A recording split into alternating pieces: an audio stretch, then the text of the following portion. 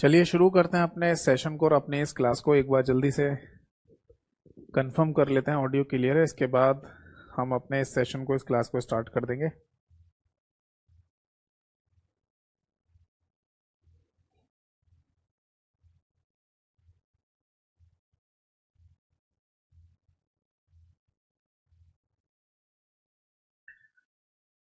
चलिए शुरू करते हैं अपने ठीक है, ऑडियो एकदम कंफर्म है, क्लियर है।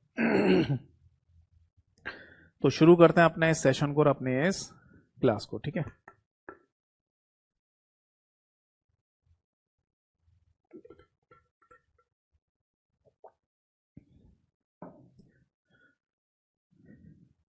देखिए क्लास को शुरू करने से पहले वही जो गाइडेंस आपको दे रहा हूँ एक बार जल्दी से दोहरा देता हूँ। क्लास में जितनी थ्योरी करा रहा हूँ ये मोर देन सफिशिएंट है, और इसके अलावा केवल आपको एमसीक्यू प्रैक्टिस करनी है, और वो करिए सबसे पहले मेरे यूट्यूब चैनल से। और इसके अलावा अगर आपको एमसीक्यूज पीडीएफ चाहिए, ठीक है, इवन चैप्टर और टॉपिक की पीडीएफ भी चाहिए, तो आपको मेरे टेलीग्राम चैनल से मिल जाएंगी।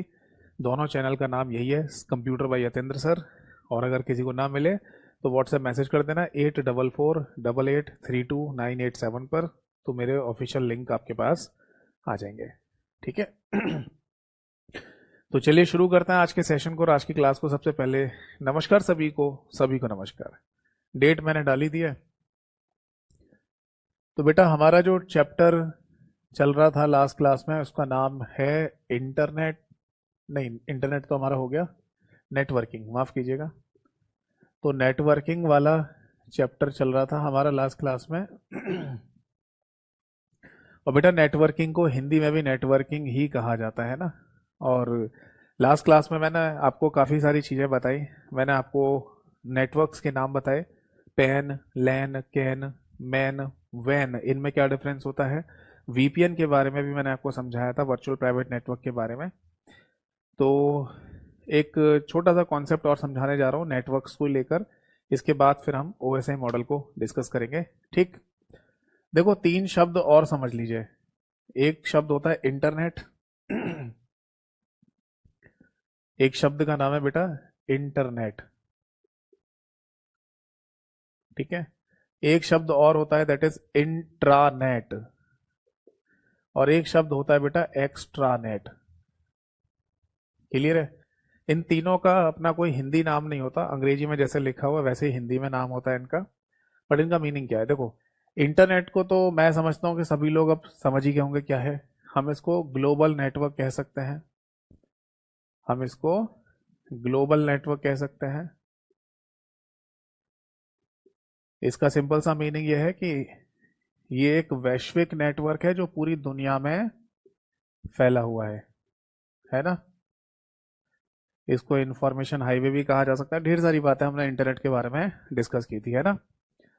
तो एक ऐसा नेटवर्क जो पूरी दुनिया को कनेक्ट किए हुए है आपस में, तो उसको हम इंटरनेट बोलते हैं। बट ये क्या होता है इंट्रानेट। देखो इंट्रानेट शब्द को है ना बेसिकली दो शब्दों में तोड़ दिया जाए, एक है इंट्रा और दूसरा शब्द होगा नेट।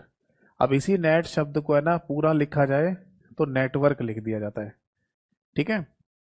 बट इस इंट्रा शब्द का मीनिंग क्या है। इंट्रा शब्द का मतलब होता है बेटा विद इन, विद इन क्या मतलब, के अंदर। हिंदी में कहा जाएगा के अंदर। अब किसके अंदर भाई, के अंदर का मतलब किसी के अंदर। किसके अंदर, किसी भी प्राइवेट ऑर्गेनाइजेशन के अंदर, किसी भी पर्सनल संस्था, प्राइवेट संस्था के अंदर, किसी भी पर्सनल या प्राइवेट कंपनी के अंदर। ये यहां पर मीनिंग निकल रहा है इसका। अब सपोज दैट के मान लीजिए कोई कंपनी है, ठीक है, उस कंपनी की ये बिल्डिंग है, और उस बिल्डिंग में जितने भी कंप्यूटर्स थे उन सभी को कनेक्ट करके इन्होंने एक नेटवर्क बना दिया। अब एक बिल्डिंग के अंदर नेटवर्क बनाया गया है, with in a building network बनाया गया है, तो ऑब्वियस है रेंज के अकॉर्डिंग ये कौन सा नेटवर्क होगा। ये लोकल एरिया नेटवर्क होगा बेटा। ये क्या होगा, लोकल एरिया नेटवर्क। याद है आपको, मैंने लास्ट क्लास में बताया था लोकल एरिया नेटवर्क कहा जाता है किसी भी बिल्डिंग के अंदर या अप्रोक्स 1 किलोमीटर के एरिया में फैला हुआ नेटवर्क लोकल एरिया नेटवर्क कहलाता है ना। बट हमें ये ध्यान रखना है कि ये लोकल एरिया नेटवर्क जो बनाया गया यहाँ पर, ये पर्सनल या प्राइवेट लोकल एरिया नेटवर्क है, यहां पर इंटरनेट नहीं चल रहा। समझे नहीं? ये उसी तरीके से जैसे किसी हॉल के अंदर 2 4 5 कंप्यूटर या 10 कंप्यूटर को आपस में जोड़ दिया जाए और बस उन्हीं के बीच में ही आपस में एक दूसरे को डाटा शेयर कराया जाए, बस आउटसाइड वर्ल्ड में ना तो डाटा जा सकता, ना ही आउटसाइड वर्ल्ड से कोई डाटा आ सकता। तो ऐसे नेटवर्क को हम प्राइवेट लोकल एरिया नेटवर्क बोलते हैं। तो इसी प्राइवेट लोकल एरिया नेटवर्क को एक और नाम दे दिया जाता है, दैट इज इंट्रानेट, यानी हम इसको इंट्रानेट भी कह सकते हैं। समझ में आया? एक डेफिनेशन लिखनी है तो ऐसे भी लिख सकते हैं कि किसी भी पर्सनल ऑर्गेनाइजेशन के द्वारा पर्सनल नीड पर, या फिर ऐसे लिखें कि किसी ऑर्गेनाइजेशन की पर्सनल नीड पर बनाया गया नेटवर्क जो वहीं के वहीं डाटा को शेयर करने के लिए बनाया गया हो, उसको इंट्रानेट कहा जाता है। ए नेटवर्क या a network of an organisation and which is use to share data within the network only, within the network only. ठीक है ना? फिर से सुन लीजिए कि एक संस्था के द्वारा, एक ऑर्गेनाइजेशन के द्वारा कोई नेटवर्क बनाया गया जो उसी संस्था में रखे गए कंप्यूटर के बीच में ही डाटा शेयर करने के लिए, साझा करने के लिए बनाया गया हो, तो ऐसे नेटवर्क को इंट्रानेट भी कहा जाता है। ठीक। अब सपोज दैट कि इसी कंपनी का मान लो एक और कोई बिल्डिंग है, वहां पर भी है ना, बिल्डिंग के अंदर कंप्यूटर्स को आपस में कनेक्ट करके नेटवर्क बनाया गया। तो अकॉर्डिंग टू रेंज ये भी लोकल एरिया नेटवर्क है, बट ये लोकल एरिया नेटवर्क प्राइवेट तरीके से काम कर रहा है, यानी कि यहाँ पर इंटरनेट नहीं चल रहा, केवल आपस में एक दूसरे को डाटा भेज रहे हैं बस। तो ये प्राइवेट लोकल एरिया नेटवर्क हो गया। तो फिर ये भी क्या कहलाएगा? ये भी इंट्रानेट ही कहलाता है ना?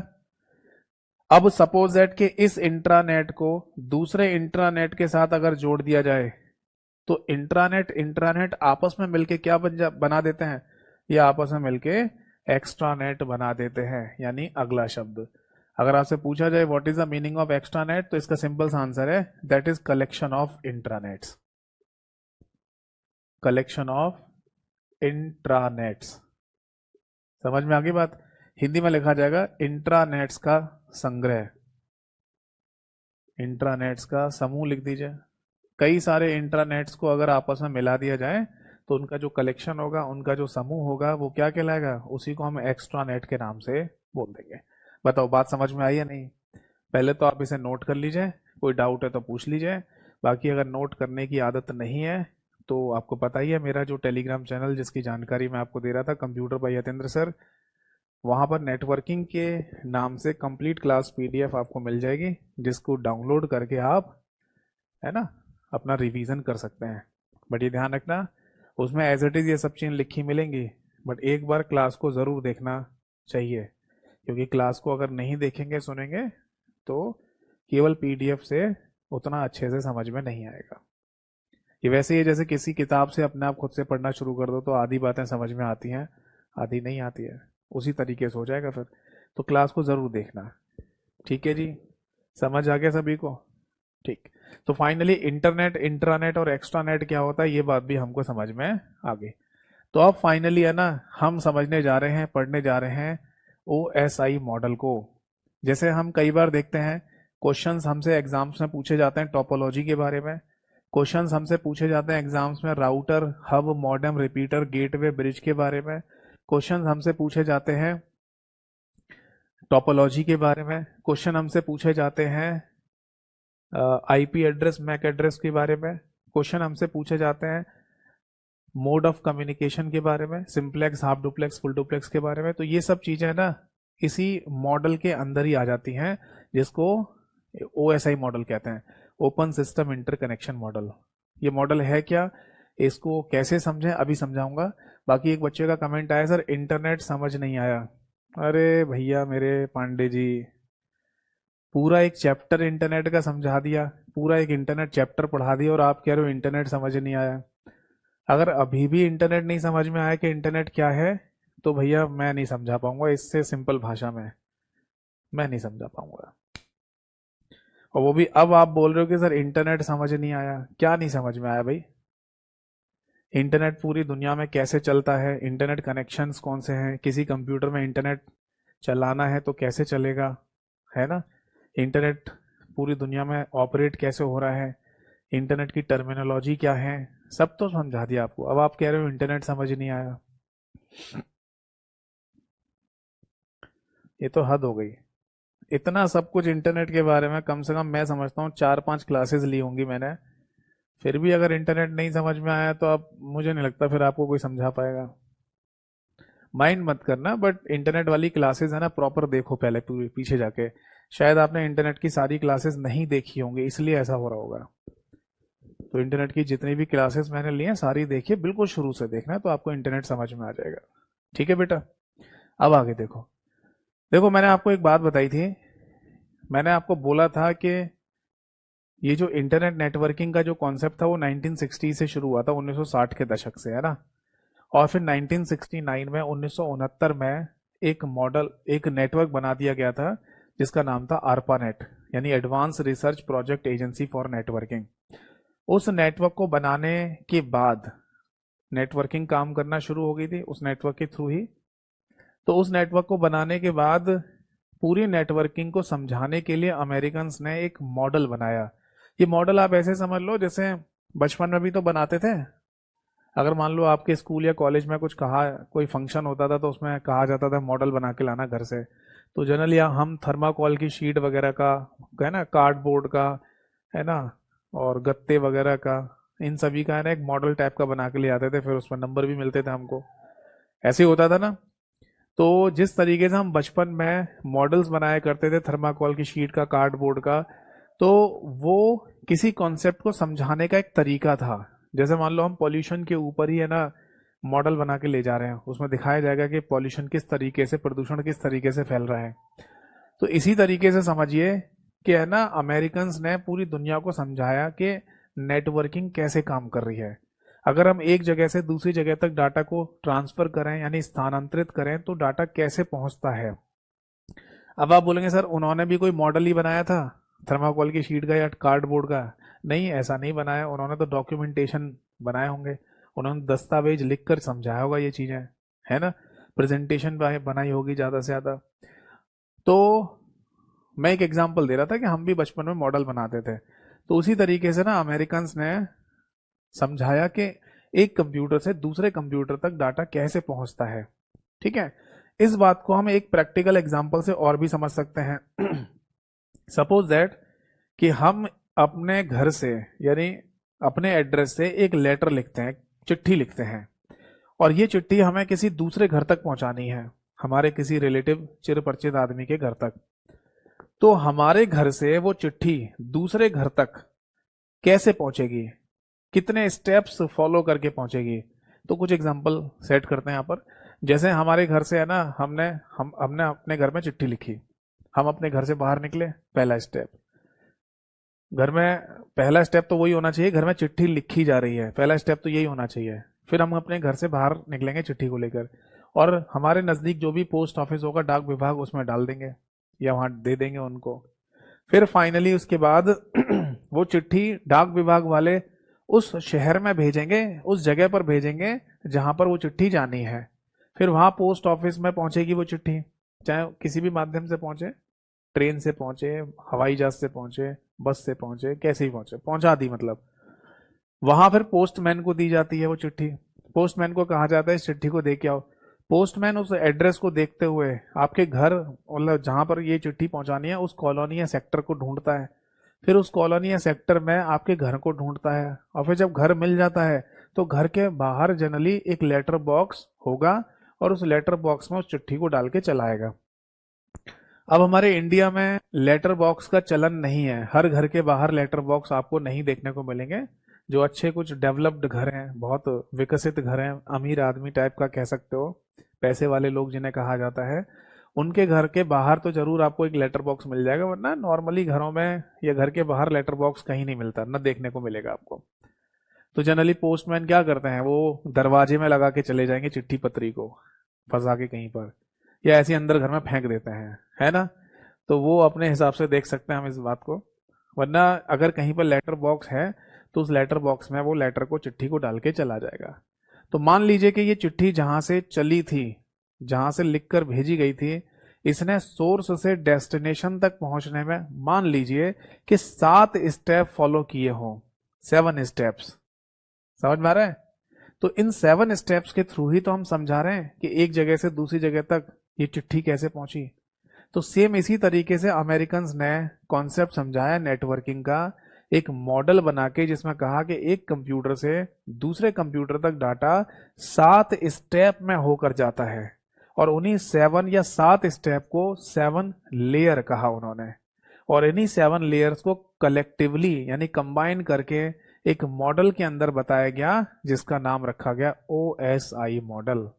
तो इसी OSI मॉडल को हम समझने जा रहे हैं अब, और इसी OSI मॉडल के अंदर ही ये सारी चीजें आ जाती हैं जो मैंने अभी थोड़ी देर पहले बोली थी आपको, कि आपसे प्रोटोकॉल के बारे में, आपसे आईपी एड्रेस मैक एड्रेस के बारे में, आपसे टोपोलॉजी के बारे में, आपसे नेटवर्किंग डिवाइसेस के बारे में, आपसे simplex, half duplex, full duplex के बारे में अगर क्वेश्चन पूछा जाएगा तो वो इन्हीं 7 लेयर के अंदर ही होता है सारा कॉन्सेप्ट।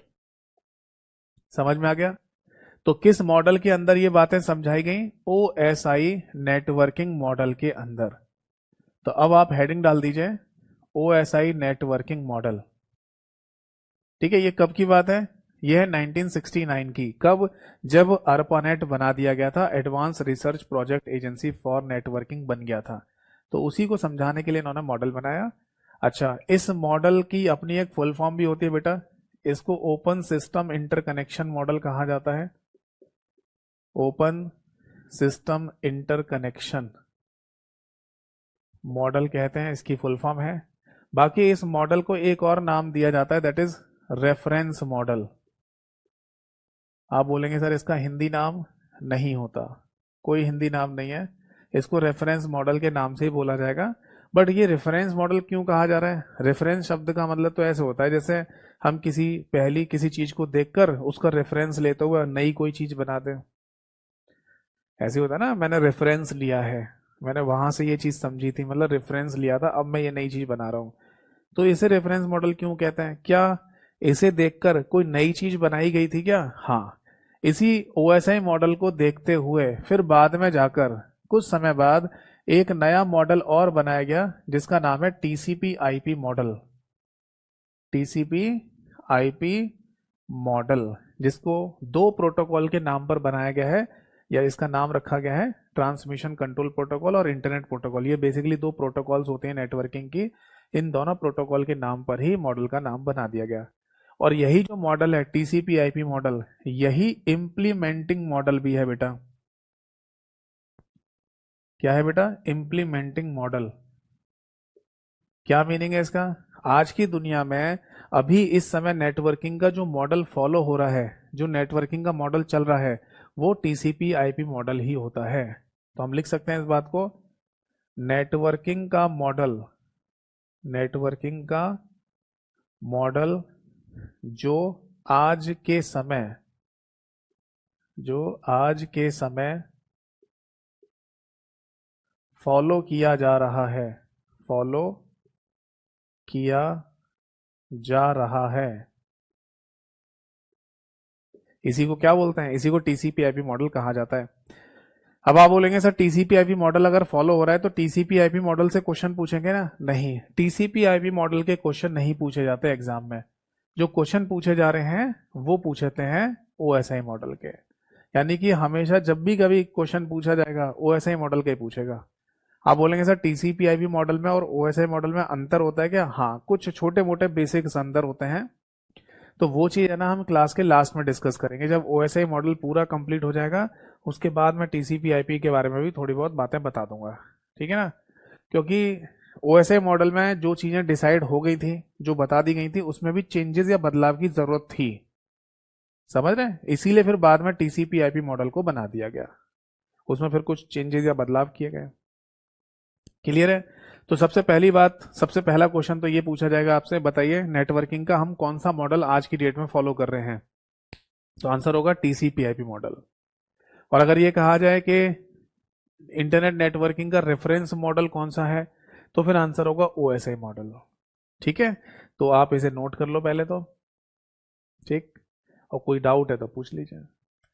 अब अगला पॉइंट समझिए, नेक्स्ट पॉइंट, इस ओएसआई मॉडल के थ्रू समझाया गया बेटा, जैसे ए कोई कंप्यूटर है और इससे डाटा भेजा जाना है बी तक, है ना।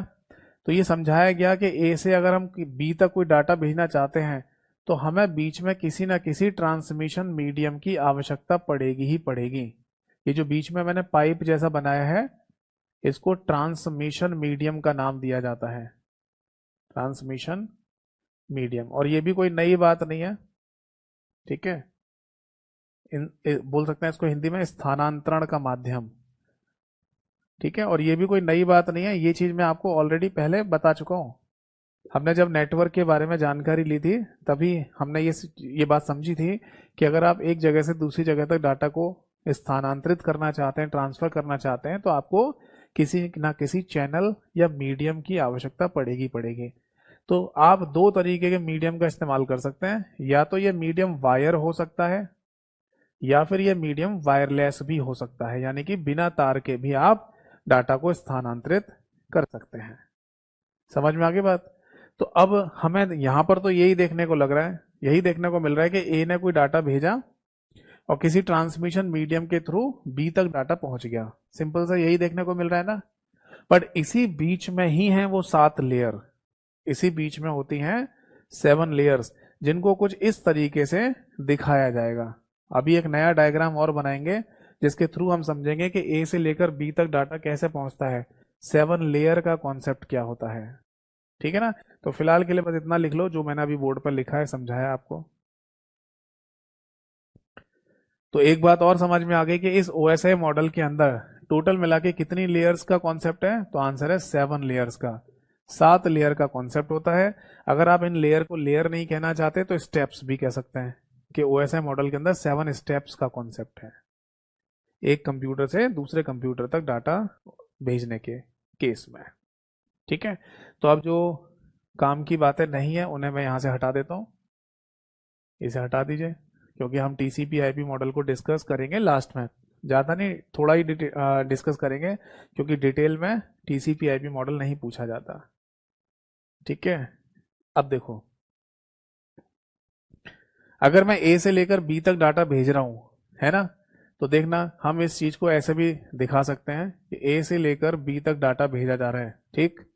तो ए से है ना, जब डाटा आगे की तरफ भेजा जाएगा बी की तरफ, तो सबसे पहला जो स्टेप है उसे यहां पर नाम दिया जाता है बेटा एप्लीकेशन लेयर। क्या बोलेंगे, एप्लीकेशन लेयर। एप्लीकेशन लेयर के जस्ट नीचे सेकंड स्टेप पर नाम आता है बेटा प्रेजेंटेशन लेयर। आप बोलेंगे सर इसका हिंदी नाम भी लिखिए, तो बेटा हिंदी में कोई नाम नहीं होता इनका। फिर इसके नीचे एक नाम आएगा दैट इज सेशन लेयर। इस बात को आप ऐसे भी कह सकते हैं कि एप्लीकेशन लेयर से डाटा भेजा जा रहा है प्रेजेंटेशन लेयर पर, प्रेजेंटेशन लेयर से भेजा जा रहा है सेशन लेयर पर, सेशन लेयर से डाटा भेजा जा रहा है बेटा ट्रांसपोर्ट लेयर पर, ठीक है। ट्रांसपोर्ट लेयर से डाटा भेजा जा रहा है बेटा नेटवर्क लेयर पर, नेटवर्क लेयर से डाटा पहुंचेगा फिर डाटा लिंक लेयर पर, ठीक है। और फिर सबसे लास्ट में डाटा पहुंचता है फिजिकल लेयर पर। तो ये होती हैं 7 लेयर के नाम, ठीक है। अब यहां देखो, जो हमने ना डायरेक्टली ए से बी के बीच में डेटा ट्रांसमिशन मीडियम बनाया था, वो चीज अब यहां बनाई है, ठीक है। वो चीज हमें अब यहां बनानी है। तो ये क्या है, यही है ट्रांसमिशन मीडियम। तो यहां लिख लो ट्रांसमिशन मीडियम, जिसको हिंदी में क्या कहेंगे, स्थानांतरण माध्यम, डाटा को स्थानांतरित करने का माध्यम। तो ये हो गया ट्रांसमिशन मीडियम जो बीच में लगाया है, ठीक है। तो यहां पर हम बना सकते हैं एरो के ए से है ना, जो डेटा आ रहा है वो अब ऐसे जाएगा, ठीक। अब पहुंचेगा बी की साइड पर, तो बी की साइड में यहां पर भी यही लेयर्स के नाम लिखने पड़ेंगे हमको, जैसे कि फिजिकल लेयर, ठीक है। इसके बाद लिखिए डेटा लिंक लेयर, इसके बाद लिखिए बेटा नेटवर्क लेयर, इसके बाद लिखिए बेटा ट्रांसपोर्ट लेयर, नेक्स्ट नाम लिखिए सेशन लेयर, नेक्स्ट लिखिए प्रेजेंटेशन लेयर, और सबसे आखिरी में लिखिए that is application layer, application layer, और ये आ गया बी। ठीक है, और इसी को हमें डेटा देना था। तो अब इस बात को आप ऐसे समझ लो कि ए से है ना डाटा जा रहा है इन लेयर से होते हुए, फिर डेटा ट्रांसमिशन मीडियम यानी कि माध्यम जो वायर या वायरलेस कुछ भी हो सकता है, और फिर फिजिकल लेयर से फिर एक एक स्टेप ऊपर की तरफ जा रहा है तो बी के पास डाटा पहुंच जाएगा। ठीक है ना, फिर से सुन लो, ऐसे डेटा आ रहा है नीचे की तरफ और यहां ऐसे डेटा जा रहा है ऊपर की तरफ। ठीक है जी, समझ आ गई बात। तो ये है वो 7 लेयर। अब आप बोलेंगे सर इन लेयर्स की नंबरिंग भी होती है क्या? हाँ, इनकी नंबरिंग भी होती है, बट नंबरिंग होती है रिसीवर साइड पर, प्राप्तकर्ता वाली साइड पर, क्योंकि डाटा रिसीव तो बी करेगा ना। तो बी की साइड पर इनकी नंबरिंग की जाती है, जिसमें फर्स्ट लेयर होती है physical layer, second layer data link layer, तीसरी लेयर नेटवर्क लेयर, चौथी लेयर ट्रांसपोर्ट लेयर, पांचवी लेयर सेशन लेयर, छठवीं लेयर होती है बेटा प्रेजेंटेशन लेयर, और सातवीं लेयर होती है एप्लीकेशन लेयर। अब कुछ लोकल राइटर की किताबों में और लोकल राइटर्स की पीडीएफ में ये गलत दिया हुआ है कि एप्लीकेशन लेयर ही सबसे पहली लेयर है। उन्होंने क्या लिख के दे दिया होगा यहां से कि जब डाटा भेजा जाता है तो डाटा सबसे पहले आता है एप्लीकेशन लेयर पर, यहां पर सेंडर साइड पर, भेजने वाले की साइड पर।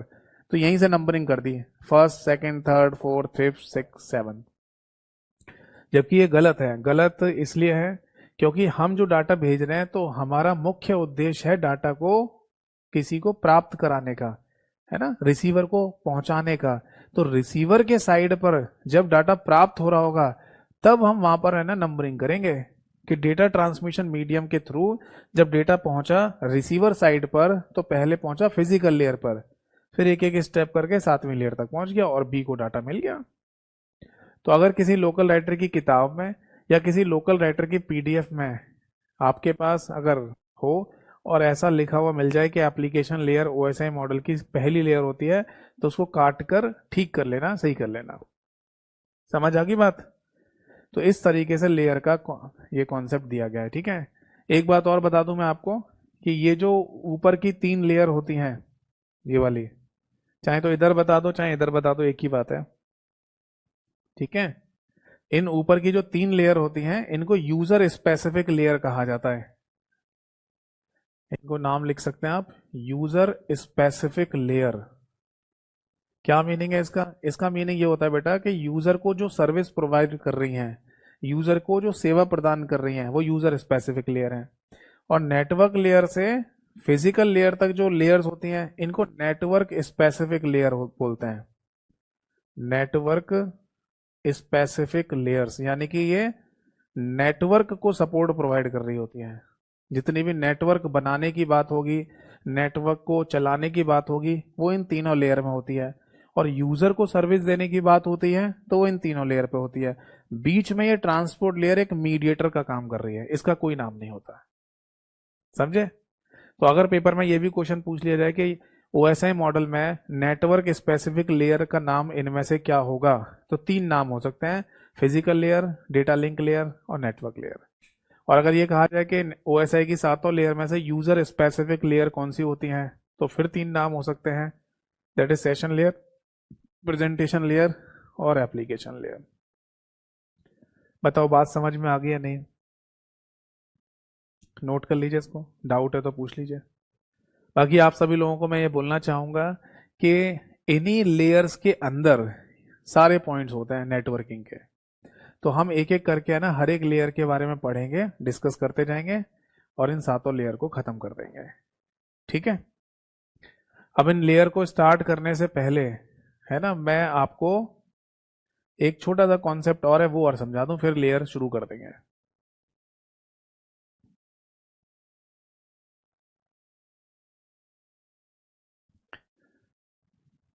देखो बेटा, मैंने अभी थोड़ी देर पहले एक बात बोली थी कि अगर हम किसी को लेटर भेज रहे हैं, किसी को पत्र लिखकर भेज रहे हैं, तो सबसे पहला स्टेप तो यही होना चाहिए ना कि वो पत्र लिखा जा रहा है ना। उसी तरीके से समझना कि जब है ना किसी कंप्यूटर की हम बात करें जो डाटा को सेंड करने वाला है यानी ए, तो डाटा सबसे पहले इसी के अंदर ही तो होगा भेजने से पहले। भाई भेजा तो बाद में जाएगा, पहले वो डाटा क्रिएट होगा, वो डाटा बनेगा किसके अंदर, ए के अंदर, है या नहीं। तो ए के अंदर जो डाटा है ना, उस डाटा को बिट्स के रूप में बोला जाएगा, बाइनरी बिट्स के रूप में। तो आप बोलेंगे ये कौन सी नई बात बता रहे हो सर, ये तो हमें पहले से भी पता है कि डेटा या इंफॉर्मेशन किसी भी डिजिटल कंप्यूटर के अंदर बाइनरी फॉर्म में ही होती है, बिट्स की फॉर्म में ही होती है ना। तो बस यही समझ लो कि हमारी नेटवर्किंग में भी डेटा के सबसे पहले नाम को बिट्स ही कहा जाता है। कब, जब कंप्यूटर के अंदर हो डाटा। अब कंप्यूटर के अंदर से इस डाटा को बाहर निकालने की बात चलती है। जैसे ये डाटा कंप्यूटर के अंदर से बाहर निकलता है, तब इसका नाम पड़ता है बेटा फ्रेम, जैसे हिंदी में भी फ्रेम कहते हैं। क्या नाम पड़ता है इसका, दैट इज फ्रेम। और इस फ्रेम को आप ऐसे समझ लो कि ये है हमारा पूरा डेटा एक डब्बे के रूप में। और ये डब्बा बड़ा है, इसलिए हमें ऐसे टुकड़ों में तोड़ना पड़ेगा। क्यों सर, ऐसा इसलिए, जैसे मान लो सड़क पर है ना ट्रक निकल के जा रहे हैं, सड़क पर ट्रक निकल के जा रहे हैं, और वो भी है ना दिन में निकल रहे हैं किसी शहर में होके, तो जाम लगने के चांसेस हो सकते हैं। आप बोलेंगे सर मैक्सिमम चांस है कि जाम लग जाएगा।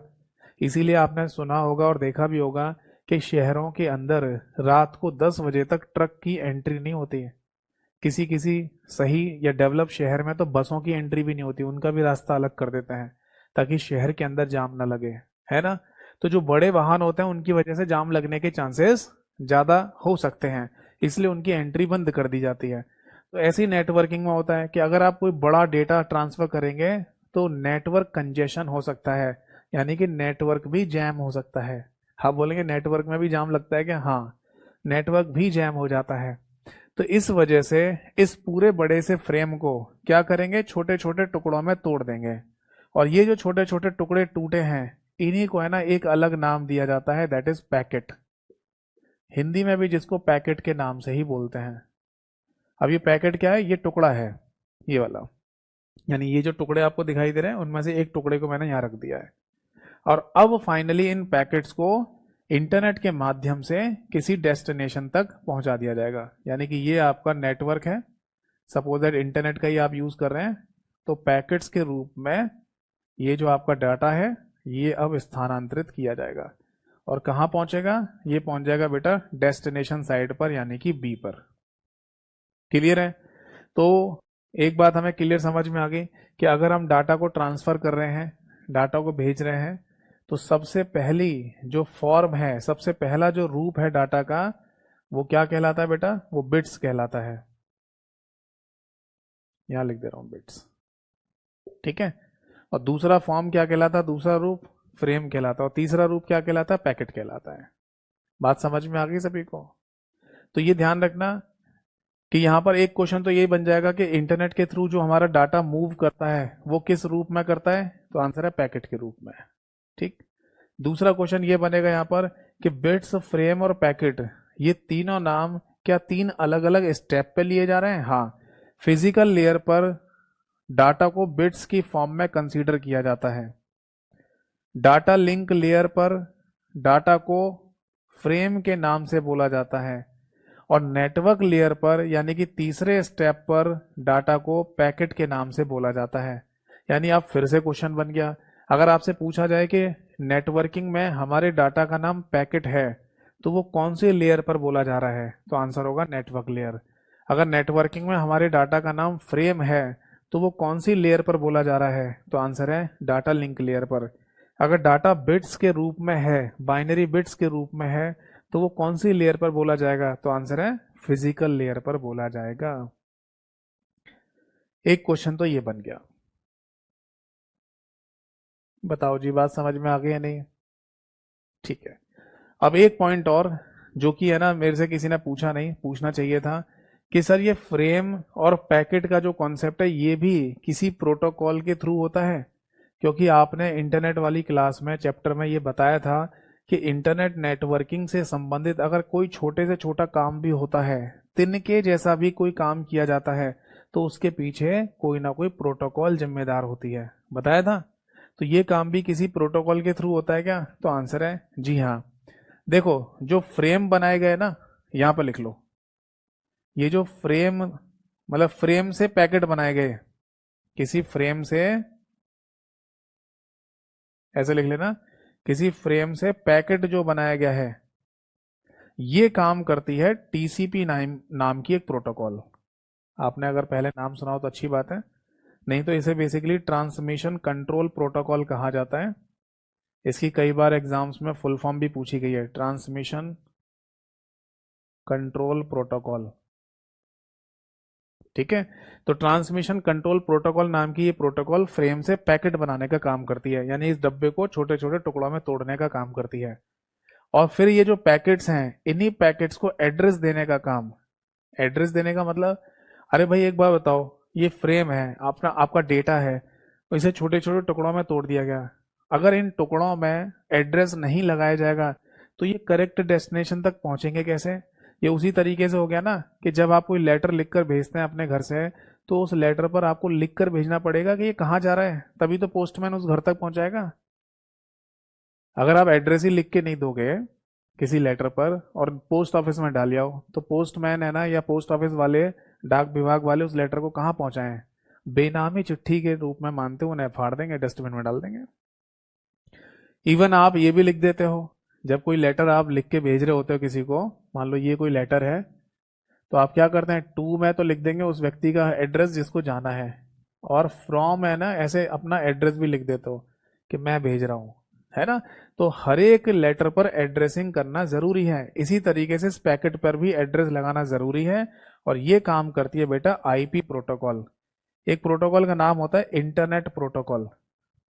इंटरनेट प्रोटोकॉल, तो यही प्रोटोकॉल हर एक पैकेट पर एड्रेस लगाने का काम करती है। तो इसीलिए ना एक क्वेश्चन भी बना हुआ है कि टीसीपी आईपी, ये दोनों प्रोटोकॉल को एक साथ रखकर हम इंटरनेट नेटवर्किंग में इन्हें स्टैंडर्ड प्रोटोकॉल ऑफ नेटवर्क कह सकते हैं।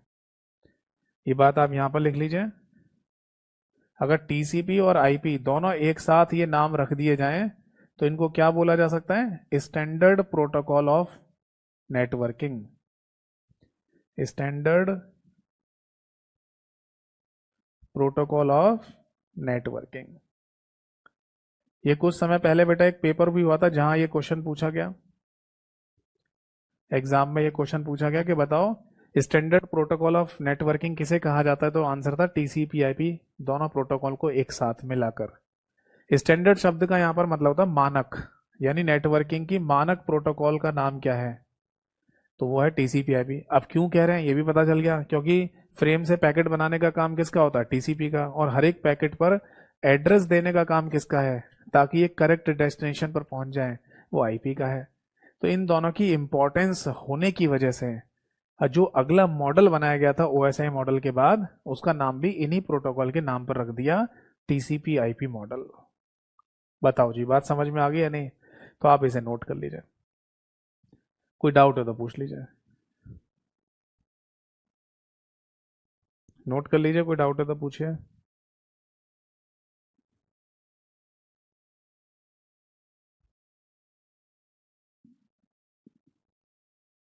समझ में आ गई बात?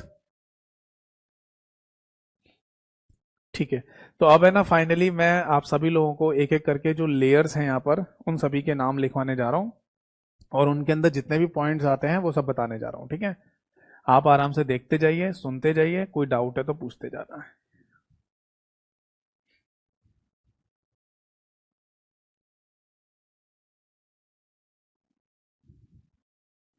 देखो, ओएसआई मॉडल की सबसे पहली लेयर का नाम क्या था? आंसर है फिजिकल लेयर। तो हेडिंग डालिए, दैट इज फिजिकल लेयर। ठीक है भाई, अब मेरी बात ध्यान से सुनिए। फिजिकल लेयर पर है ना बेसिकली डाटा को क्या कहा जाता है? बिट्स कहा जाता है ना। यानी ये माना जा रहा होता है कि डाटा अभी कंप्यूटर के अंदर ही है, बाहर नहीं निकला, भेजा नहीं गया है। तो इसी बात को है ना हम बिट्स ट्रांसफॉर्मेशन लिख देते हैं। क्या बोलते हैं? बिट्स ट्रांसफॉर्मेशन, जिसको हिंदी में कहा जाएगा बिट्स का, बाइनरी बिट्स का स्थानांतरण। क्लियर है? बट ये कंप्यूटर के अंदर ही हो रहा है, अभी कंप्यूटर में डाटा एक जगह से दूसरी जगह अंदर ही अंदर घूम रहा है, तो इसी को बिट्स ट्रांसफॉर्मेशन कहा जाता है। ठीक है, अब इसके बाद अगला पॉइंट आता है, दैट इज टोपोलॉजी। ये नाम शायद आपने सुना ही होगा पहले कभी ना कभी। टोपोलॉजी को हिंदी में भी टोपोलॉजी कहा जाता है, बाकी दूसरे शब्दों में इसे डिजाइन ऑफ नेटवर्क के नाम से बोला जाता है या बोल सकते हैं। अब इस डिजाइन ऑफ नेटवर्क को भी एक नाम दिया जा सकता है और वो है नेटवर्क आर्किटेक्चर। मुझे याद है कि कुछ समय पहले एक पेपर हुआ था, एक एग्जाम हुआ जहां पर ये क्वेश्चन पूछा गया और क्वेश्चन की भाषा में एग्जैक्टली यही लिखा हुआ था कि डिजाइन ऑफ नेटवर्क किसे कहा जाता है, तो ऑप्शन में था दैट इज टोपोलॉजी। ठीक है। अब अगर टोपोलॉजी आपको नहीं पता क्या होती है तो मैं समझा दूं। जैसे किसी घर को जब बनाने जा रहे होते हैं किसी प्लॉट पर या किसी जमीन पर, तो उस घर का नक्शा पास कराया जाता है सबसे पहले, मैप। हाँ, तो जैसे घर बनने जा रहा है किसी जमीन पर तो उसका नक्शा होगा, वैसे ही किसी जगह नेटवर्क बनाने जा रहे हो आप कंप्यूटर्स को कनेक्ट करके, तो उसका टोपोलॉजी जरूर होगा। टोपोलॉजी को आप नक्शा या मैप कह सकते हो। भाई घर बनेगा तो उसमें आप डिसाइड कर लेते हो ना पहले, मैप के थ्रू देखते मैप में कि कौन से कमरे कहाँ पर होंगे, क्या कौन कौन से रूम कहाँ पर होंगे। तो उसी तरीके से जब कोई नेटवर्क बनाया जाता है तो वहाँ डिसाइड कर लिया जाता है कि कंप्यूटर्स को कैसे कनेक्ट किया जाएगा, तो उसी को बेसिकली टोपोलॉजी के नाम से बोला जाता है। अब टोपोलॉजी के कई सारे टाइप भी होते हैं जो हम आगे डिस्कस करेंगे। फिलहाल तीसरा पॉइंट और लिख लीजिए। नेक्स्ट पॉइंट है दैट इज नेटवर्किंग डिवाइसेस। आपने ना कभी हब, मॉडेम, रिपीटर, इन सभी का नाम सुना है? Hub, modem, repeater, switch, bridge, router, gateway, ये सब नाम सुना है? शायद सुने ही होंगे, अक्सर क्वेश्चंस में भी इनके नाम हमें देखने को मिलते रहते हैं। तो ये बेसिकली नेटवर्किंग डिवाइसेस कही जाती हैं, है ना। और ये बात दिमाग में रखना कि किसी ना किसी नेटवर्किंग डिवाइस का इस्तेमाल जरूर हो रहा होगा किसी नेटवर्क को बनाने के लिए। जैसे उदाहरण के लिए हमारे घर में जो इंटरनेट कनेक्शन लगता है, जो लोकल एरिया नेटवर्क बनता है हमारे घर में, उस नेटवर्क को बनाने के लिए राउटर नाम की एक डिवाइस लगाई जाती है, जो कि वायर्ड भी हो सकता है और वायरलेस भी हो सकता है। समझ में आई बात? तो नेटवर्किंग डिवाइसेस में बेटा यहाँ पर 3 नेटवर्किंग डिवाइसेस का जिक्र होता है फिजिकल लेयर पर। सबसे पहला नाम है बेटा हब, दूसरा नाम लिखिए बेटा मॉडेम, और तीसरा नाम लिखिए यहाँ पर रिपीटर। आप बोलेंगे ये फिक्स नाम है क्या, हब, मॉडेम, रिपीटर यहीं पर यूज होंगे? हाँ। ऐसे ही जब मैं आपको डेटा लिंक लेयर के बारे में बताऊंगा तो वहां पर स्विच और ब्रिज 2 नाम आएंगे। ऐसे ही जब हम नेटवर्क लेयर को पढ़ेंगे तो वहां पर नाम आ जाएगा राउटर का और गेटवे का भी आएगा। ठीक है, समझ में आ गई बात? आगे बढ़े, नोट कर लीजिए। तो देखो ये बिट्स ट्रांसफॉर्मेशन जो लिखा हुआ है इसके बारे में तो कुछ डिस्कस करना नहीं है, इसको तो बस यही समझ लो कि डाटा हमारे कंप्यूटर के अंदर ही है अभी बाइनरी बिट्स की फॉर्म में। अब हम डिस्कस करेंगे टोपोलॉजी के बारे में। ठीक है, फिर जैसे ही ये खत्म होगा फिर हम नेटवर्किंग डिवाइसेस के बारे में भी जिक्र करेंगे।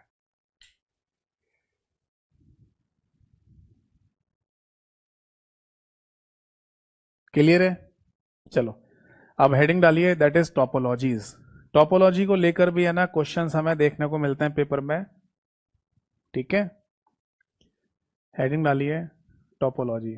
तो मैं आपको फिर से समझा दूं कि टोपोलॉजी बिल्कुल वैसे ही समझ लो जैसे किसी घर का मैप या नक्शा। ठीक, तो सभी लोगों के घर के मैप या नक्शे एक जैसे होते हैं? नहीं, सबके अलग अलग होते हैं। सब लोग अपने अपने हिसाब से घर बनाते हैं, कमरे बनाते हैं, है ना। तो उसी तरीके से नेटवर्क भी एक जैसे नहीं होते, अलग अलग नेटवर्क होते हैं। जैसे सबसे पहला नाम लिखेंगे हम यहाँ पर स्टार टोपोलॉजी। ठीक है, अब स्टार टोपोलॉजी के केस में ना हमने डायग्राम देखा है किताबों में, जो कुछ इस तरीके से बनाया होता है। आपको किताबों में या बुक्स में ऐसा दिखाया जाएगा कि बीच में कोई कंप्यूटर है या कोई डिवाइस है जिससे आसपास के कंप्यूटर्स को जोड़ दिया गया है। यानी कि यहाँ पर एक सेंट्रल डिवाइस है, केंद्रीय डिवाइस, जिससे आसपास के कंप्यूटर जोड़ दिए गए हैं, है ना। बट अगर हम चाहें तो इसी डायग्राम को ऐसे भी बना सकते हैं, ऐसे। ये कंप्यूटर्स को आप ऐसे जोड़ दीजिए। आप बोलेंगे सर जो सेकंड वाला डायग्राम आपने बनाया वो तो बिल्कुल कहीं से स्टार जैसा नहीं लग रहा। तो बेटा स्टार बनाना भी नहीं होता है तो आप बोलेंगे किताबों में क्यों बना के देते हैं? ताकि आप मान जाओ ताकि आप मान जाओ। क्योंकि अगर आप कभी ऐसा बना हुआ नहीं देखते स्टार टोपोलॉजी के केस में तो आप कभी मानते भी तो नहीं। आप हमेशा कहते हैं कि स्टार टोपोलॉजी नाम है पर स्टार जैसा तो कुछ भी नहीं दिख रहा। तो बेटा स्टार जैसा कुछ होता भी नहीं है। यहां पर स्टार शब्द का मतलब होता है सेंट्रलाइज डिवाइस, यानी कि केंद्रीय डिवाइस से सारे कंप्यूटर्स को जोड़ा जाना। अब पहले वाले डायग्राम में भी बीच में एक केंद्रीय डिवाइस है जिससे आसपास के सारे कंप्यूटर्स को जोड़ा गया है, ऐसे ही सेकंड वाले डायग्राम में भी एक सेंट्रल डिवाइस है जिससे सारे कंप्यूटर्स को जोड़ा गया है। समझ में आ रहा है? बस उनको एक ही तरफ दिखा दिया है, चारों तरफ गोल गोल जैसा नहीं दिखाया गया। ठीक है ना भाई? अगर ये सारे कंप्यूटर्स भी इससे जुड़े हुए हैं तो यहां पर भी तो आप दिखा सकते थे, इस तरीके से दिखा सकते हो ना, ऐसे करके। तो वही चीज यहां पर बनी हुई है। ठीक है, तो सबसे पहली बात जो है यहां पर वो ये है, सबसे पहला पॉइंट, कि यहां पर सेंट्रल डिवाइस का इस्तेमाल किया जाता है। Central device is used. Is that clear? Hindi में कहा जाएगा केंद्रीय डिवाइस का उपयोग किस लिए किया जा रहा है बेटा? कंप्यूटर्स को जोड़ने के लिए केंद्रीय डिवाइस का उपयोग यहां पर किया जाता है, पहला पॉइंट। दूसरा पॉइंट ये आता है बेटा यहां पर कि ये टोपोलॉजी सबसे ज्यादा मोस्टली यूज्ड टोपोलॉजी है। मोस्टली यूज्ड टोपोलॉजी, यानी पूरी दुनिया में अगर सबसे ज्यादा कहीं पर तो किसी टोपोलॉजी का यूज किया जा रहा है तो वो बेटा स्टार टोपोलॉजी ही होती है। कैसे, समझाता हूं। देखो, ये सेंट्रल डिवाइस से सारे कंप्यूटर को जोड़ने का जो कॉन्सेप्ट है वो हर जगह देखने को मिलता है। जैसे आपके घर में भी, आपके घर में अगर कोई राउटर लगाया गया है इंटरनेट के लिए, तो वो चाहे वायर्ड हो चाहे वायरलेस हो, वो भी तो एक सेंट्रल डिवाइस के रूप में ही लगा हुआ है, जिससे आप घर के सारे कंप्यूटर डिवाइसेस को, मोबाइल, स्मार्टफोन, सबको कनेक्ट कर सकते हो। हाँ, किसी साइबर कैफे में चले जाओ तो वहां पर भी आपको कंप्यूटर ऐसे ही कनेक्ट होते हुए मिलेंगे। किसी कंप्यूटर लैब में चले जाओ तो वहां पर भी आपको ऐसे ही कंप्यूटर कनेक्टेड मिलेंगे। किसी लाइब्रेरी में चले जाओ, वहां पे वाईफाई राउटर लगा रहता है, तो वो भी एक सेंट्रल डिवाइस होगी जिससे लाइब्रेरी के सारे फोन, लैपटॉप, टैबलेट कनेक्ट हो जाते हैं। तो यानी हम ये देख रहे हैं कि हर जगह पर जो डिजाइन हमें देखने को मिलता है डिवाइसेस के कनेक्ट होने का, कंप्यूटर्स के कनेक्ट होने का, वो सेंट्रल डिवाइस से ही होता है। केंद्र में रखी हुई एक डिवाइस जिससे सारे कंप्यूटर को जोड़ दिया जाए। तो ये कौन सी टोपोलॉजी हो गई? ये स्टार टोपोलॉजी हो गई। तो सबसे ज्यादा यूज टोपोलॉजी स्टार टोपोलॉजी ही होती है। समझ में आ गई बात? अब अगला पॉइंट ये हो सकता है कि ये टोपोलॉजी वायर और वायरलेस दोनों तरीके से काम करती है। ठीक है, लिखना चाहें तो लिख सकते हैं, वायर और वायरलेस टोपोलॉजी है। यानी कि आप सेंट्रल डिवाइस को रखकर सारे कंप्यूटर्स को तार से भी जोड़ सकते हो या बिना तार के भी जोड़ सकते हैं। ठीक, अब एक पॉइंट और चर्चा कर लेते हैं, क्या इस टोपोलॉजी का अपना कोई ड्रॉबैक या नुकसान भी होता है? हाँ, हो सकता है। अगर ये टोपोलॉजी, इस टोपोलॉजी में जो सेंट्रल डिवाइस है, बीच में रखी हुई डिवाइस है, ये खराब हो गई या ये खराब हो गई तो पूरा का पूरा नेटवर्क ही खराब हो जाएगा, कोई किसी भी कंप्यूटर को डाटा नहीं पहुंचेगा फिर। तो ये सबसे बड़ा इसका ड्रॉबैक है कि सेंट्रल डिवाइस खराब हो गई तो सब कुछ खराब हो जाएगा। ठीक है बेटा, नोट कर लीजिए। अब आगे देखो, इसके बाद है ना एक और टोपोलॉजी का जिक्र होता है नेटवर्किंग में, जिसे कहते हैं जिसे कहते हैं बस टोपोलॉजी। सेकंड नंबर पे लिखना बस। अब इसका क्या मीनिंग है? देखो, बस टोपोलॉजी का मतलब होता है कि किसी कॉमन वायर से, यानी कि कॉमन तार से अगर सारे कंप्यूटर्स को कनेक्ट कर दिया जाए या जोड़ दिया जाए तो वो बस टोपोलॉजी कहलाएगी। तो क्या सारे कंप्यूटर को एक तार से लाइन में जोड़ दिया है? हाँ, तो हम इसीलिए बस टोपोलॉजी को लीनियर टोपोलॉजी के नाम से भी बोल देते हैं। लीनियर टोपोलॉजी का मतलब लाइन से जोड़े गए कंप्यूटर्स, लीनियर मतलब लाइन। ठीक है जी। क्या इस टोपोलॉजी में एक कॉमन तार का इस्तेमाल किया जा रहा होता है? हाँ, एक कॉमन वायर का इस्तेमाल किया जा रहा होता है सारे कंप्यूटर को जोड़ने के लिए। तो ये तो नाम से ही पता चल रहा है, कॉमन वायर से सारे कंप्यूटर जोड़ रहे हैं, मतलब ये वायर टोपोलॉजी है। इसको बनाने के लिए तार का ही इस्तेमाल किया जाता है, ये वायरलेस नहीं होती है। अगला नेक्स्ट पॉइंट ये आता है कि इस टोपोलॉजी में ना दोनों साइड पर एक विशेष प्रकार की डिवाइस लगाई जाती है जिसको टर्मिनेटर कहते हैं। यहाँ पर टी का मतलब होता है बेटा टर्मिनेटर। अभी कुछ समय पहले एक पेपर हुआ जहां ये क्वेश्चन पूछा गया कि नेटवर्किंग में या किस टोपोलॉजी में टर्मिनेटर का इस्तेमाल किया जाता है, तो आंसर था बस टोपोलॉजी। ये टर्मिनेटर क्या है? टर्मिनेटर बेसिकली एक पॉइंट होता है जहां पर सिग्नल टर्मिनेट हो जाएगा, एंड हो जाएगा। जैसे सपोज दैट कोई सिग्नल है ना यहां से भेजा गया हो, ठीक है, अब वो सिग्नल किसी भी कंप्यूटर के द्वारा रिसीव नहीं हुआ, वो किसी भी कंप्यूटर के द्वारा एक्सेप्ट नहीं हुआ, तो वो आगे जाके टर्मिनेट हो जाएगा बस, ऐसे मान लीजिए। या फिर अगर मान लो सिग्नल यहां से भेजा गया होगा या डाटा यहां से भेजा गया होगा और किसी भी कंप्यूटर के द्वारा रिसीव नहीं हुआ, तो वो यहां पर जाके टर्मिनेट हो जाएगा। इसलिए बस टोपोलॉजी में बोथ एंड्स पर टर्मिनेटर नाम की डिवाइसेस को लगा दिया जाता है। ठीक है भाई, तो कॉमन वायर का इस्तेमाल करते हैं, लीनियर टोपोलॉजी कहते हैं। अच्छा, क्या इसका कोई ड्रॉबैक भी होता है? हाँ, ड्रॉबैक ये हो सकता है, ये कॉमन वायर है, अगर ये कॉमन वायर ही खराब होगी तो पूरा नेटवर्क ही खराब हो जाएगा। या फिर वायर जहां से खराब हुई है उसके आगे का नेटवर्क खराब हो जाएगा। जैसे पता चले कि वायर यहां से खराब हुई इसके आगे, तो ये नेटवर्क खराब हो गया, ये दोनों आपस में एक दूसरे को डाटा भेज सकते हैं। ठीक है ना, तो जहां कॉमन शब्द आ जाएगा ना और वहां पर वही कॉमन चीज खराब हो जाए तो पूरा ही सब कुछ खराब हो जाएगा। तो ये बस टोपोलॉजी का एक ड्रॉबैक, नुकसान होता है। एक और टोपोलॉजी का जिक्र होता है जिसे हम बोलते हैं बेटा, दैट इज मैश टोपोलॉजी। अगला हेडिंग डालिए, मैश टोपोलॉजी। क्या मीनिंग है? देखो, मैश टोपोलॉजी में है ना, बेसिकली सारे कंप्यूटर्स को ना एक दूसरे के साथ डायरेक्टली कनेक्ट कर दिया जाता है। जैसे सपोज दैट किसी नेटवर्क में 4 कंप्यूटर हैं, 1 2 3 4, तो यहां पर हर एक कंप्यूटर के साथ डायरेक्टली कनेक्शन है, तो हम बोल सकते हैं all the computers are directly connected, all computers are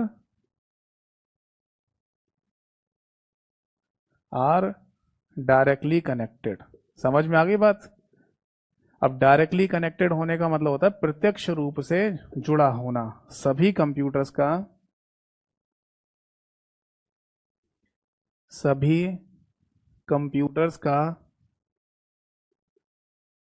प्रत्यक्ष रूप से जुड़ा होना। भाई सभी कंप्यूटर एक दूसरे के साथ डायरेक्टली कनेक्टेड है। 1 अगर डाटा भेजना चाहे 3 को तो भेज सकता है, 3 1 को भेज सकता है, 1 2 को, 2 1 को, 2 4 को, 4 2 को, 1 4 को, 4 1 को, सभी एक दूसरे को डाटा भेज सकते हैं।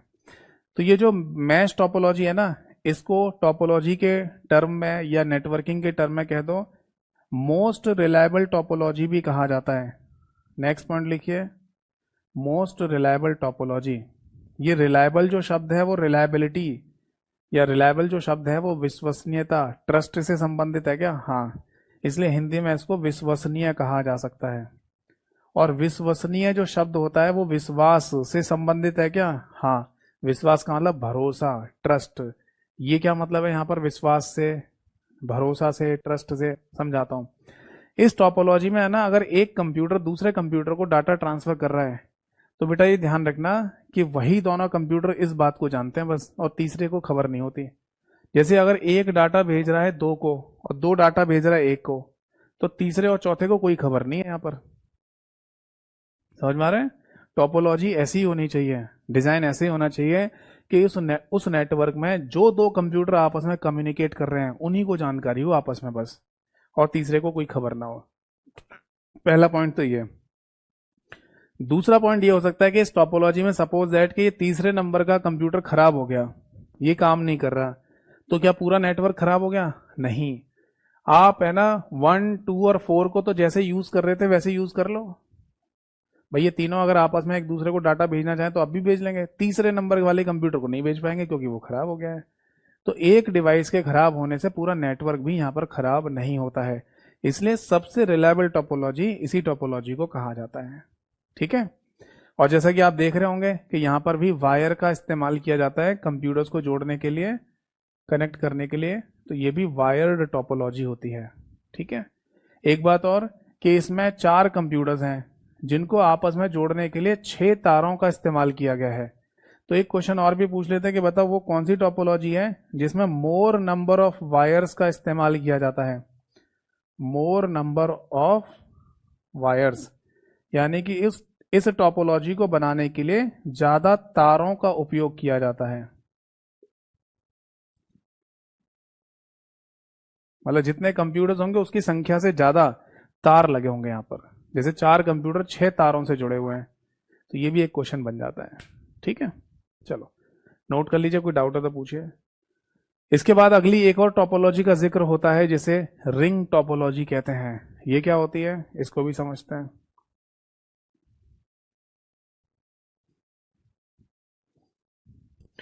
देखो बेटा, रिंग टोपोलॉजी का सिंपल सा मतलब है कि आपको है ना सारे कंप्यूटर्स एक रिंग की फॉर्म में जोड़ने हैं। आपकी रिक्वायरमेंट ऐसी है कि आपको सारे के सारे कंप्यूटर्स एक रिंग, एक गोले के रूप में जोड़ने हैं ऐसे करके, तो आप रिंग टोपोलॉजी बना रहे होते हैं। जैसे आपको है ना पहले कंप्यूटर को दूसरे से जोड़ना है, दूसरे को तीसरे से, तीसरे को चौथे से, चौथे को पांचवे से जोड़ना है, पांचवे को पहले से, तो आप एक रिंग जैसा बना रहे हैं, तो ये रिंग टोपोलॉजी कहलाती है। इस रिंग टोपोलॉजी में हम ये कह सकते हैं कि सारे जितने भी कंप्यूटर्स हैं वो एक दूसरे के साथ इनडायरेक्टली कनेक्टेड हैं, जबकि हमने मैश टोपोलॉजी में क्या कहा था कि सारे कंप्यूटर एक दूसरे के साथ डायरेक्टली कनेक्टेड हैं। यहां पर बोलेंगे इनडायरेक्टली कनेक्टेड, है ना। ऑल कंप्यूटर्स आर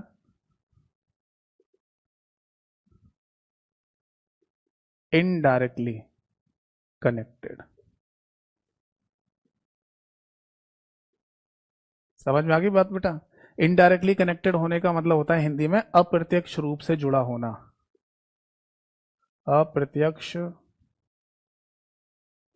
रूप से सभी का जुड़ा होना है, ये भी लिख लो, सभी का, यानी सभी कंप्यूटर्स का जुड़ा होना। बताओ बेटा, बात समझ में आ गई। बट यहां पर भी पता है मैश जैसी एक कंडीशन है। मैश वाली टोपोलॉजी में मैंने आपको क्या बताया था, मैश में मैंने आपको ये बताया था कि सारे कंप्यूटर एक दूसरे से डायरेक्टली कनेक्टेड होते हैं, है ना। बट यहाँ पर भी डायरेक्ट कनेक्शन वाला केस है। जैसे अगर वन डाटा भेज रहा है टू को या टू डाटा भेज रहा है वन को, तो ये दोनों एक दूसरे से डायरेक्टली कनेक्टेड है ना। बट देखो वन अगर डाटा भेजना चाहे थ्री को या थ्री डाटा भेजना चाहे वन को, तब ये डायरेक्टली कनेक्टेड नहीं है। तब बीच में टू को मीडिएटर बनाना ही पड़ेगा, यानी टू के थ्रू ही डाटा आगे जाएगा। भले ही टू को ये ना पता चले कि एक ने तीन को डाटा क्या भेजा है, वन ने थ्री को क्या डाटा भेजा है, बट ये तो पता चली जाएगा कि इस नेटवर्क में वन और थ्री आपस में डाटा भेज रहे हैं। बताओ, है नहीं।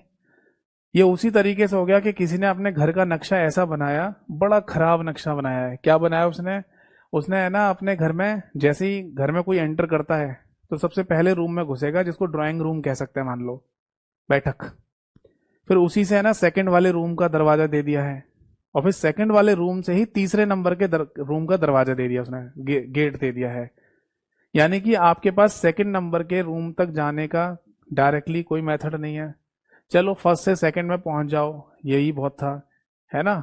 सेकंड में डायरेक्टली घुसने का कोई तरीका ना हो तो कोई नहीं, आप फर्स्ट नंबर के रूम से सेकंड नंबर के रूम में घुस जाइए। बट तीसरे नंबर के रूम में जाने के लिए भी आपको दूसरे में होके ही जाना पड़ेगा। ये तो सबसे खराब नक्शा है ना। अगर कोई व्यक्ति तीसरे रूम में डायरेक्टली जाना पड़ रहा है तो उसे पहले रूम में होके, दूसरे रूम में होके, तीसरे में घुसना पड़ेगा। तो जनरली हम देखते हैं इस तरीके की कंडीशन जो हमारे घर में होती है ना, तो गैलरी बनाई जाती है साइड में।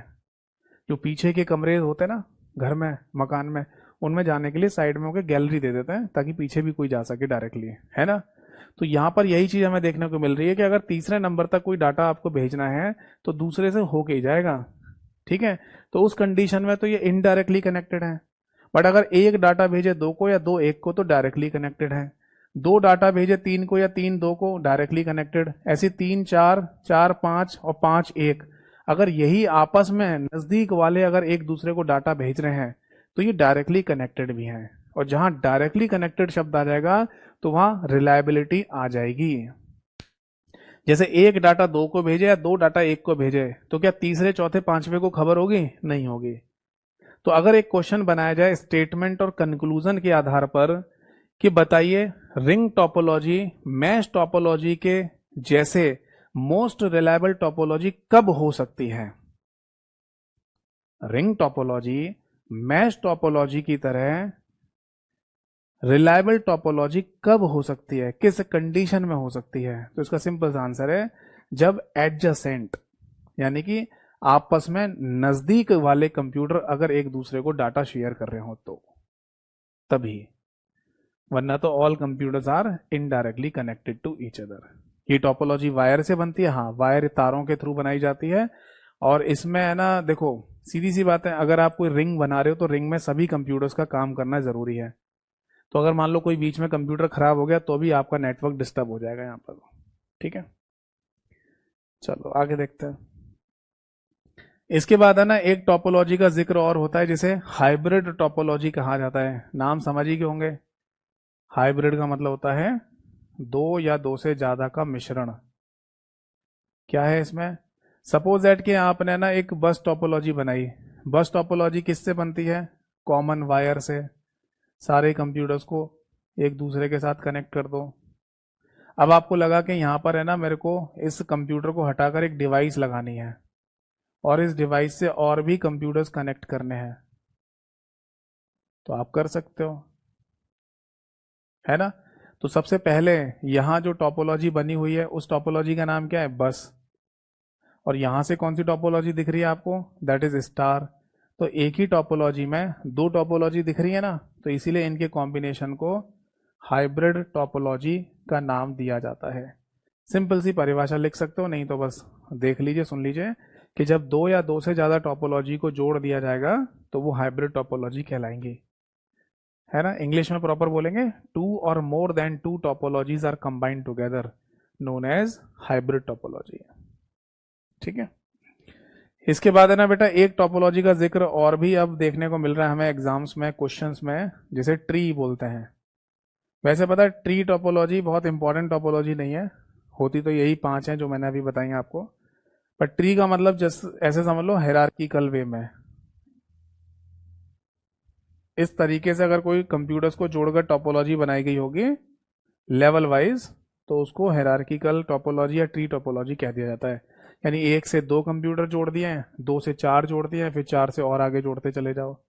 जैसे आपने नेटवर्क मार्केटिंग का नाम सुना होगा, है ना। आपके आसपास भी कोई नेटवर्क मार्केटिंग की आपको सूचना देता ही रहता होगा कि भैया आप मेरे से जुड़ जाओ और आप अपने से तीन लोग और जोड़ लेना। जैसे मैंने आपको मिला के तीन लोग जोड़ लिए, फिर वो तीन लोग और नौ लोग को जोड़ लेंगे, ऐसे ही जोड़ते हैं ना, चेन बनती जाएगी और आपको पैसे मिलते जाएंगे, है ना। तो इसे नेटवर्क मार्केटिंग कहा जाता है। इसी तरीके से एक से दो कंप्यूटर जोड़ दिए, दो से चार जोड़ दिए, तो इस तरीके का अगर आपने कोई डिजाइन तैयार किया है कंप्यूटर को जोड़ने का तो उसे ट्री टोपोलॉजी कहा जाता है। नोट कर लीजिए इसको। इज दैट क्लियर और नॉट क्लियर है? तो फाइनली ये टोपोलॉजी का जो केस मैंने आपको समझाया है वो आपको क्लियरली समझ में आ गया होगा। अब फिजिकल लेयर पर एक लास्ट पॉइंट और बचा हुआ है जिसे बोलते हैं नेटवर्किंग डिवाइसेस। उसे और देख लेते हैं, फिर हमारा फिजिकल लेयर खत्म हो जाएगा। तो हेडिंग डालिए बेटा, नेटवर्किंग डिवाइसेस। देखो नेटवर्किंग डिवाइसेस में मैंने आपको कितने नाम लिखवाए थे फिजिकल लेयर पर? तो आंसर है इसका तीन नाम लिखवाए थे, दैट इज हब, मॉडेम और रिपीटर। अब ये हब, मॉडेम, रिपीटर क्या है, कैसे काम करते हैं समझाता हूँ। हब, मॉडेम और रिपीटर, इनका कोई अपना हिंदी नाम होता है? नहीं, हिंदी में कोई नाम नहीं होता। जो अंग्रेजी में लिखा गया है वही हिंदी में। जैसे हब को हिंदी में लिखना है तो हब ही लिखेंगे, मॉडेम को हिंदी में लिखना है तो मॉडेम ही लिखेंगे, है ना। तो इसी तरीके से हिंदी और इंग्लिश दोनों में सेम ही नाम है, तो नहीं भी लिखें तो भी क्या दिक्कत है। अब देखो बेटा ये जो हब नाम की डिवाइस है ना, इसको बेसिकली कहा जाता है दैट इज डंब डिवाइस। पहला जो पॉइंट है इसका वो है डंब डिवाइस। आप बोलेंगे सर डंब डिवाइस का मतलब खराब डिवाइस जो काम नहीं कर रही हो? तो बेटा खराब नहीं है, ये काम तो कर रही है, केवल डंब है। डंब का मीनिंग क्या होता है? डंब का मतलब होता है बेटा यहाँ पर that is no intelligence. No intelligence, जिसको हिंदी में कहा जाएगा कोई बुद्धिमानी ना होना। कोई बुद्धिमानी का ना होना, क्या मीनिंग है इस बात का? देखो ये जो डिवाइस है ना हब, इस डिवाइस का इस्तेमाल किया जाता है फॉरवर्ड टू ऑल डाटा करने के लिए। यानी अगर आपके पास कोई डेटा है, ठीक है, उस डेटा को अगर आप ट्रांसफर करना चाहते हैं तो उसे आप फॉरवर्ड टू ऑल कर दीजिए, या जिसको दूसरे शब्दों में ब्रॉडकास्टिंग भी कहा जाता है। इस बात को आप ऐसे समझ लो जैसे ये कोई हब नाम की डिवाइस है, ठीक है, और इससे है ना कई सारे कंप्यूटर्स कनेक्टेड है, ठीक है। अब सपोज दैट इसके पास कोई डेटा आता है, किसी नेटवर्क से आपके पास कोई डेटा आता है, तो ये उस डेटा को है ना सभी कंप्यूटर्स को भेज देगा। अब जिसको एक्सेप्ट करना है वो एक्सेप्ट कर लेंगे, जिसको डिस्कार्ड करना है वो डिस्कार्ड कर देंगे। ये उसी तरीके से समझ लो जैसे भंडारा नहीं होता गुरुद्वारे में या मंदिर में, जो भंडारा होता है तो वहां पर खुली छूट होती है ना, जिसको खाना है खाओ, नहीं खाना मत खाओ। हम दे तो सभी को रहे हैं, हम खाना दे तो सभी को रहे हैं ना, जिसको खाना है खा लो, नहीं खाना मत खाओ। तो उसी तरीके से जहां ब्रॉडकास्ट करना हो डेटा, तो वहां पर नेटवर्क में हब नाम की डिवाइस का इस्तेमाल कर लेते हैं। और जनरली ध्यान रखना कि जो स्टार टोपोलॉजी होती है ना, उसमें हब का इस्तेमाल ज़्यादा होता है जब एक जैसा डाटा सभी को भेजना हो, ठीक है। वैसे आजकल हमारे घर में जो राउटर लगाया जाता है इंटरनेट के केस में, तो वो भी एक स्टार टोपोलॉजी का ही उदाहरण है, ठीक है। तो राउटर भी आप बोल सकते हैं, स्टार टोपोलॉजी में राउटर का इस्तेमाल करते हैं, but most of the cases में हब यूज किया जाता है, ठीक है। तो ये हो गया हब नाम की डिवाइस। इसके बाद आती है मॉडेम। मॉडेम को समझाने की जरूरत नहीं है क्योंकि ऑलरेडी मैं मॉडेम को पहले ही समझा चुका हूँ डिटेल में, जब मैंने आपको इंटरनेट वाला चैप्टर पढ़ाया था, है ना। रिवाइज करा देता हूँ। मॉडेम का फुल फॉर्म होता है मॉड्यूलेटर डीमॉड्यूलेटर, और इसको कन्वर्टर के नाम से भी बोला जाता है क्योंकि ये सिग्नल्स को कन्वर्ट करने का काम करता है। एनालॉग सिग्नल को डिजिटल और डिजिटल को एनालॉग सिग्नल में कन्वर्ट करता है, ठीक है। ये सब बातें मैंने इंटरनेट वाले चैप्टर में आपको लिखवाई दी थी। एक छोटा सा पॉइंट और लिखना चाहें तो वो लिख लो, ये मॉड्यूलेटर और डीमॉड्यूलेटर क्यों कहा जाता है ये लिख लो। एक्चुअली होता क्या है कि जब डिजिटल सिग्नल्स होता है ना, कंप्यूटर वाले 0 1 वाले, उन सिग्नल को है ना अगर एनालॉग सिग्नल में कन्वर्ट किया जा रहा हो, अगर डिजिटल सिग्नल को, मैं डिजिटल शब्द ही लिख देता हूं, ठीक है, अगर डिजिटल सिग्नल्स को एनालॉग सिग्नल में अगर कन्वर्ट किया जा रहा हो, तो बेटा इसी प्रोसेस को मॉड्यूलेशन कहा जाता है। हिंदी में भी मॉड्यूलेशन ही बोलेंगे, हिंदी नाम नहीं है, ठीक है। तो डिजिटल सिग्नल को एनालॉग सिग्नल में कन्वर्ट करेंगे तो इसे मॉड्यूलेशन कहते हैं, ठीक। तो मॉड्यूलेशन को करने वाला कौन होता है? मॉड्यूलेटर। मॉड्यूलेशन को करने वाला कौन होगा? मॉड्यूलेटर, ठीक है। जैसे ड्राइव करने वाला कौन होता है? ड्राइवर। ऐसी अगर पूछा जाए कि एनालॉग सिग्नल से डिजिटल सिग्नल में अगर आप सिग्नल्स को कन्वर्ट कर रहे हैं तो ये प्रोसेस क्या कहलाता है? ये बेसिकली डीमॉड्यूलेशन कहलाता है। तो डीमॉड्यूलेशन को करने वाला क्या कहलाएगा? डीमॉड्यूलेटर, है ना। तो मॉड्यूलेटर में से मॉ और डीमॉड्यूलेटर में से डैम को उठाकर ये नाम बना दिया मॉडेम। क्या बना दिया? मॉडेम। तो बेसिकली मॉडेम का काम है ना कन्वर्टर का होता है, कन्वर्ट करना, सिग्नल्स को कन्वर्ट करना, ठीक है। और एक रिपीटर नाम की डिवाइस है, इसे और देख लो। ये बेसिकली सिग्नल बूस्टर कहा जाता है इसको। इसको क्या बोलते हैं? सिग्नल, अरे हिंदी में भी लिख लो, हिंदी में वही लिखा जाएगा, सिग्नल बूस्टर। क्या मतलब है इसका?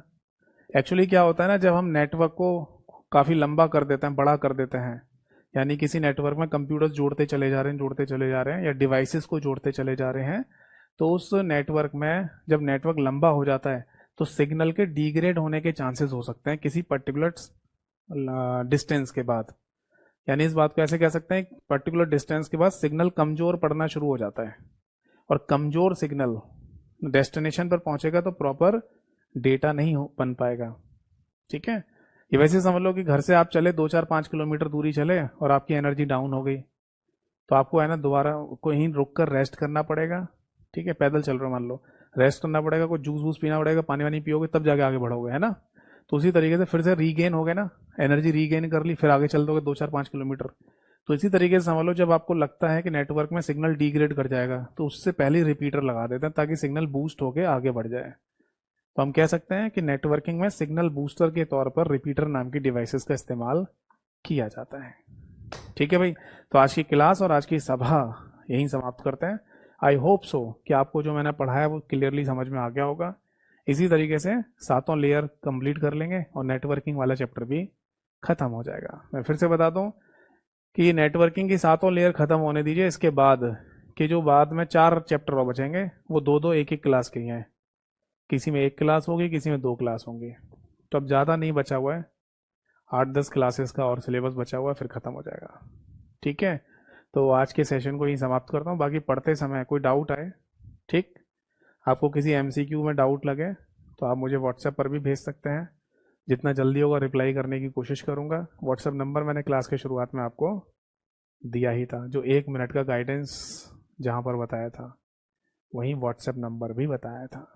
ठीक है, तो आज की क्लास यहीं समाप्त होती है, अगली क्लास में मिलेंगे, तब तक के लिए नमस्कार सभी को।